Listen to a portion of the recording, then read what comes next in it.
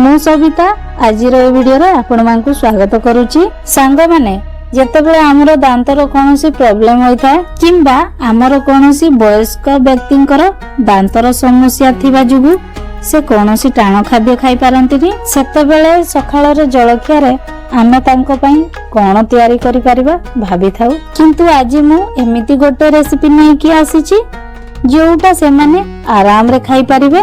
हाँ एटा एते सब जे गोटे छोट पिला ठारू जने वयस्क व्यक्ति जाय समस्त पसंद करि थांती। आज हमें तयारी करिबा सुजीर पराठा। ताहेले एई रेसिपीटी को देखंतु।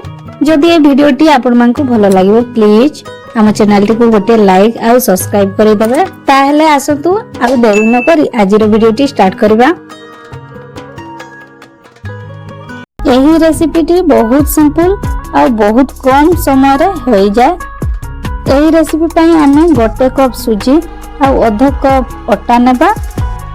ध्यान देबे आपण जेतकी सुजी नेबे तार आधा कप अटा नेबे। हमें प्रथमे सुजी को भाजिबा सेति पई पैन गरम करिबा। पैन गरम होला परे सुजी को देई गोटे 2 मिनिट भाजिबा। सुजी को बेसी लाल हेबा जाय भाजिबेनी। गोटे 2 मिनिट भाजबा परे सेथिरे आधा कप पानी ऐड करि देबा।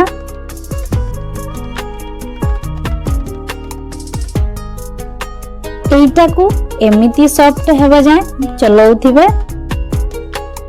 देखंतु हमर जंतुटी रेडी हो जाईछि। एबे ताकू टिके ठंडा हेबा पई छाडी देबा। एटा ठंडा हो जाईछि। एबे एटा को हाथ रे चकटी गोटे डो बनेबा।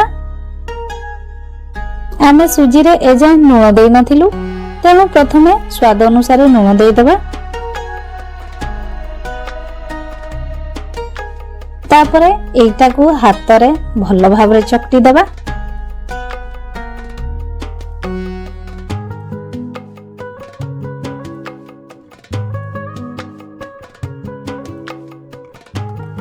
तापरे एथिरे अटा ऐड करिकी चकटीबा।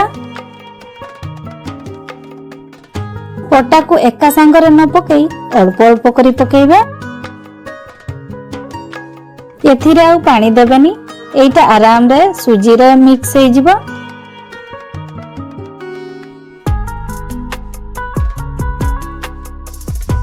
हमर डो रेडी हो जाईछि। एबे ताको 10 मिनिट रेस्ट पई छाडी देबा। हमर 10 मिनिट हो जाईछि। देखंतु एटा केते सॉफ्ट हो जाईछि। एबे हमें जेउ साइज रो रोटी पई गोला बनांती सेमिति गोला बनै रोटी परी बेलिबे। देखंतु मु ए डरू टिके नै गोला बनाउछि। तापर हमें किछि अटा गुंड देई एटा को बेलिबा।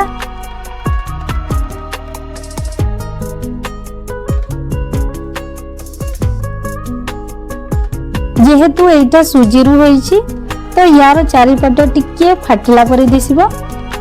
सेथि पई कोन करिबा ना हमें एटा को पतला करी बेली सारिबा परे गोटे टिफिन किमा गिनाटे नै या ऊपर रखी ताकू टिके प्रेस करि देबा।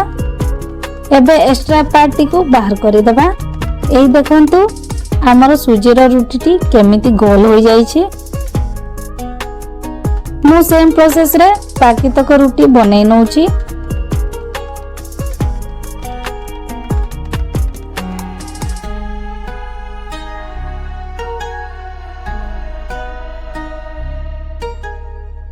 देखंतु हमर एटा रेडी हो जाईछि।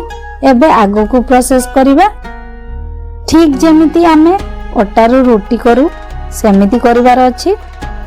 ता पई गोटिए पैन गरम करिबा। पैन टिके गरम होला परे ए रोटी को देई उलटाई दुई साइड रु सेकिबा।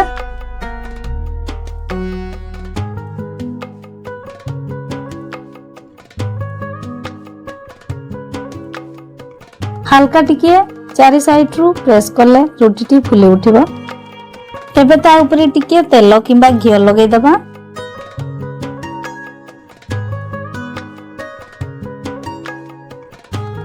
बास आम रेडी हो गला गरम गरम सुजीर पराठा।